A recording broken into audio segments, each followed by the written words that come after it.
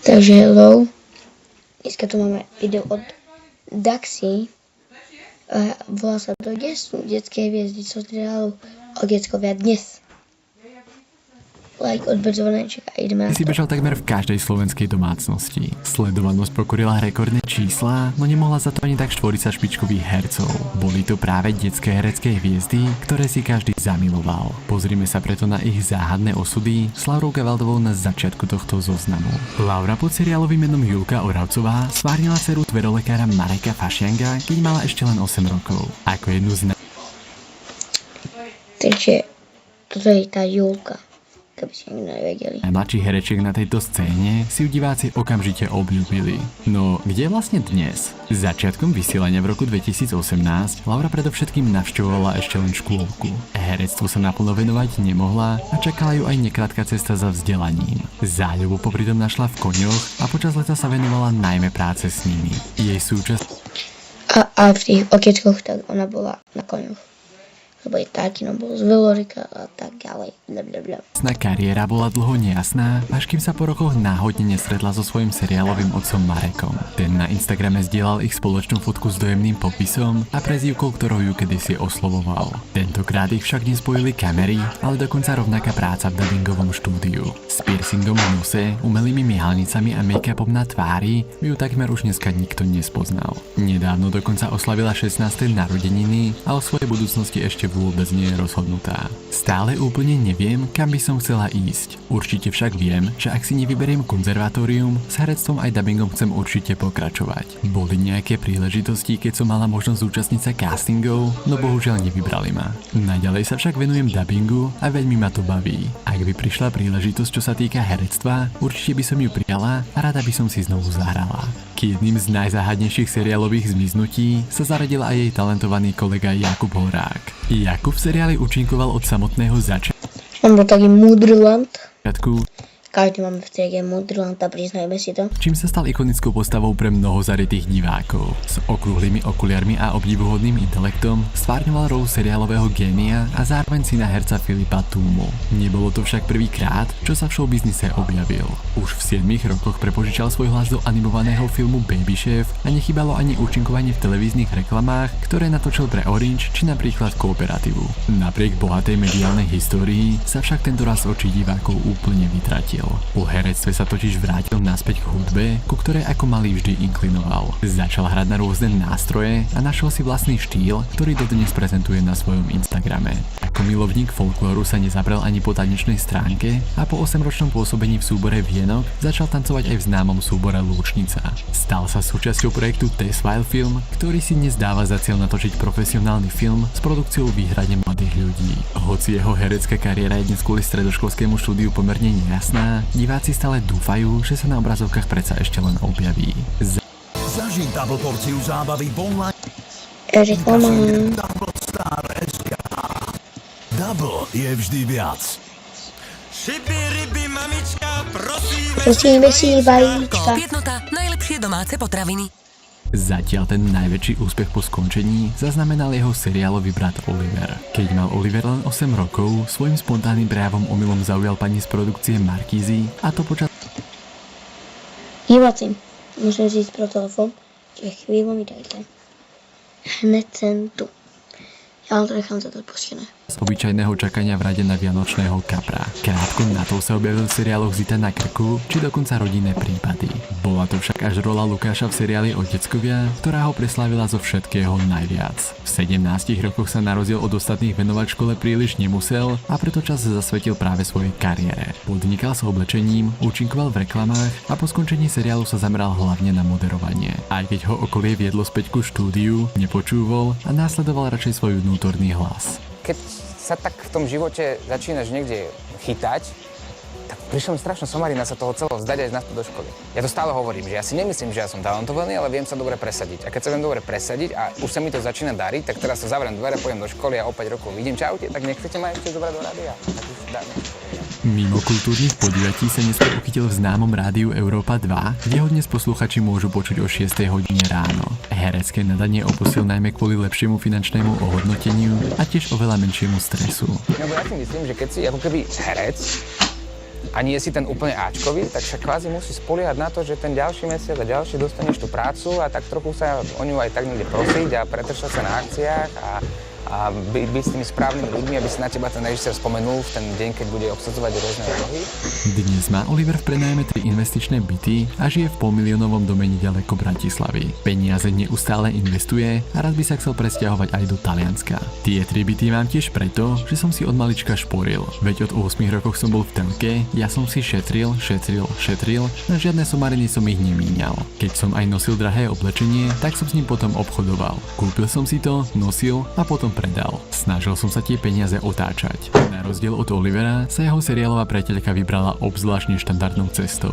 Ako druhý najstarší člen tohto zoznamu, aj Zuzka účinkovala v seriáli ešte ako tínedžerka. Postava Lukášovej priateľky Dorky z nej urobila celoslovenskú hviezdu a na svoj Instagram prilákala viac než 100 000 sledovateľov. Po ukončení tejto etapy sa vydala cestou štúdia psychológie a v roku 2025 úspešne dokončila bakalárske skúšky. Divákov však opäť prekvapila, keď sa na jej Instagrame začal objavovať obsah so strelnými zbraňami. S mamou sme kúpili poukážku na základný kurz ako darček. Nakoniec sme sa rozhodli, že ju využijeme my dve. Vojenská tematika ju okamžite chytila a pravidelne začala navštevovať taktické kurzy streľby či dokonca sebaobrany. Založila tiež profil s názvom Tac Zana, kde tento koníček začala prezentovať širšiemu publiku. Bavilo ju to natoľko, že si tam dokonca našla aj priateľa. Nie je to len streľba či taktika, ale aj mentálna príprava. Často sa bavíme o tom, ako zvládnuť krízové situácie, ako plánovať, ako pomôcť ostatným. Je to komplexnejšie, než by sa mohlo zdať. Niekto chodí trénovať do fitka, je na strelnicu za chalanmi. Aj keď sa policajtkou či vojačkou zatiaľ stať neplánuje, po štúdiu dvere necháva otvorené práve aj tejto profesii. O niečo mieromilovnejšou cestou sa vybral talentovaný chlapec Maroš Baňas. Maroš ako posledný súrodenec rodiny Bielikovcov stvárňoval postavu tretieho najmladšieho syna Jakuba. Réžia ho opísala ako neskrotný živel, keďže už ako trojročný pretekal v zjazdovom lyžovaní či súčasne hrával na violončelo. Herecké nadanie po seriáli nezahodil a na televíznych obrazovkách sa objavil ešte v niekoľkých ďalších projektoch. Vyše 4 rokoch účinkoval aj v divadelnom muzikáli Beľári a v spolupráci so svojou detskou kolegyňou naspieval cover na skladbu Zahoď starosti. Spoločne založili aj hudobnú skupinu Two Faces, ktorá opäť prilákala tisíce nových fanúšikov. Myslím si, že podľa mňa tú popularitu zvládneme úplne v pohode. My sme tú vôňu popularity mali ešte skôr, keď sme boli hlavne v oteckoch. Ja som mal 7-9 rokov, takže už to kvázi žijem. Maroš sa dnes chystá na bilingválne gymnázium, moderuje, tancuje, či dokonca účinkuje v divadle. Len v 15 rokoch to hostil viac než niekto za celý život a aj keď ešte netuší, čomu by sa chcel v budúcnosti venovať, svoje miesto aj naďalej vidí v umeleckej sfére. Neskutočný talent bohužiaľ zahodil jeho herecký parťák Tobias Král. Dlhé vlasy a nesmierne sympatický prejav. Presne takto si diváci zapamätali najmladšieho člena natáčacieho štábu Tobyho, ktorý bol v seriáli známy ako rozkošný syn úspešného právnika Alexa. Talentovaný chlapec s ikonickou hrivou sa v roku 2023 objavil aj v seriáli Einstein, no ďalšie príležitosti už viac nedostal. V čase hlavného natáčania mal totiž len 7 rokov a hoci herectvo miloval, povedome cítil, že prichádza o svoje nenahraditeľné detstvo. V tej chvíli, keď som to točil, tak som to vnímal pozitívne. Ale s odstupom času a teraz v mojom veku sa na to pozerám tak, že som strávil veľa času natáčaním a učením textov, zatiaľ čo iné deti mali čas na krúžky, šport a oddych. Ale v každom prípade som za túto príležitosť vďačný, mám na natáčanie aj veľa dobrých spomienok. Toby sa dnes už 3 roky venuje futbalu v tíme FC Žolík Malacký, čo by chcel aj naďalej pokračovať. Bavia ho aj počítačové hry a ukončenie herectva neľutuje. Pomerne opačný názor mala jeho dobrá kamarátka Karin. Karin sa v prvej epizóde ukázala už ako 11-ročná a iskra s kamerami preskočila hneď od prvého momentu. Postava Niny Bobulovej perfektne nahradila jej predošlý koníček plávania, v ktorom bola ocenená titulom majsterky Slovenska. Bola to krásna časť môjho takmer detstva a dospievania. Krásne som vyrastala s veľkými hviezdami, nezabudnutelných 5 rokov môjho života. Vrátila by som sa od prvého dňa až po koniec. Aj keď neskôr pôsobila ako redaktorka v Teleráne, neustále navštevovala herecké castingy s cieľom splniť si svoj sen a to stať sa raz hollywoodskou herečkou. This is the most relaxing game in 2025. Ďalšia reklama.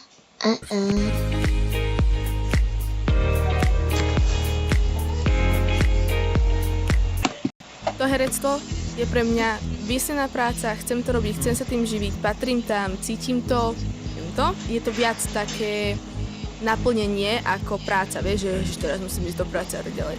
Som taká, že idem sa tým točiť. Po strednej škole stavila všetko na jedinú kartu Vysokej školy muzických umení, kde sa napokon len ako jedna z 3 dievčat naozaj dostala. Celé leto strávila memorovaním divadelných hier, čo sa jej nesmierne vyplatilo. Bolo to náročné, tam je veľmi náročné sa dostať, tam sa hlasí cez 200-300 ľudí, záleží od roku. A brali 3 dievčatá a 7 chlapcov, áno. Venuje sa aj cvičeniu a medzi jej záľuby patria aj sociálne Fajné. siete, kde má dokopy viac než 100 000 sledovateľov. Oveľa horší dojem však herectvo zanechalo na jej seriálovom priateľovi Richardovi Labudovi. Aj keď Rišo do seriálu nastúpil až 4. sériou, diváci ho mohli poznať z televízie ešte dávno predtým. Mediálna pozornosť ho však na začiatku mierne poznačila, a to najmä kvôli nenávistným názorom, s ktorými sa stretol už na 1. stupni základnej školy. Hejty prišli už na základnej škole, bol to 1. stupeň. Pamätám si, že som vtedy začal hrať v seriáli a vtedy sa tak celá trieda voči mne spolčila za to, že som vlastne bol na obrazovkách, že som bol v telke. Neodôvodnenú kritiku si k srdcu nikdy nepripustil a po skončení otecku vo svojej profesii aj naďalej pokračoval. Inšpiráciu čerpal nielen od svojho otca, ale aj od hereckej legendy a zároveň deda Mariana Labudu. Dnes účinkuje najmä v divadelných hrách, ale nebráni sa ani hociakej filmovej role. Najväčšou zmenou prešla práve herečka Izabela Gavorníková. Izabela v seriáli stvárnila postavu mladšej sestry Karin a rozhodne nemožno povedať, že mali na nakrúcanie odlišné názory.